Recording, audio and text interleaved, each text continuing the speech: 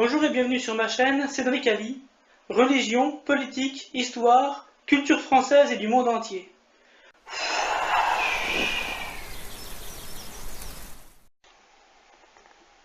L'éphéméride du jour.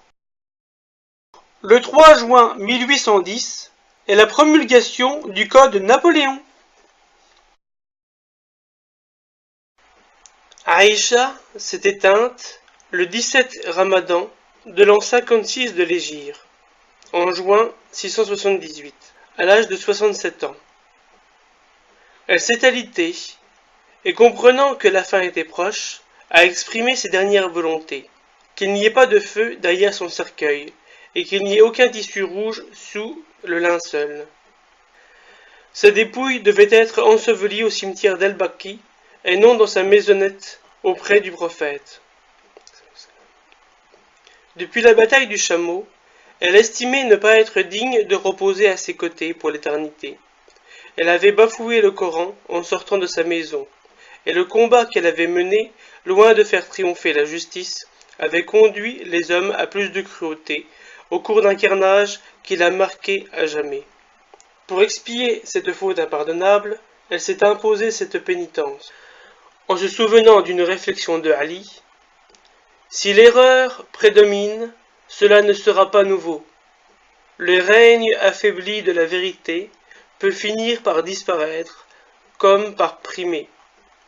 Peu de choses réapparaissent après leur éclipse. La veille de sa mort, une visite a réchauffé son cœur, celle du fils de l'oncle Abbas, qui lui a rappelé que, la nuit où elle avait perdu son collier, le prophète et ses compagnons s'étaient retrouvés dans un endroit sans eau pour leurs ablutions. Grâce à toi, Dieu nous a révélé l'ablution par la terre ou le sable, la purification sans eau. Ce fut un cadeau précieux pour la communauté. Puis, Dieu t'a innocenté par de beaux versets qui résonneront dans toutes les mosquées du monde jusqu'à la fin des temps, jour et nuit. Et puis, Aïcha, tu étais la plus aimée de l'envoyé d'Allah, qui n'aimait que les gens pleins de bonté. Oh, laisse-moi, Ibn Abbas, lui avait-elle dit d'une voix brisée. Au nom de ce qui tient mon âme, je préférerais être n'importe qui, sans nom, et que l'on m'oublie. Mais elle a semé tant de graines dans les cœurs et les mémoires des croyants, qu'elle vit encore, dans l'arbre du souvenir, comme une grande figure du monde musulman. Aïcha, el-Mouminin, celle qui fut la bien-aimée de Mohammed sallam, le prophète de l'islam.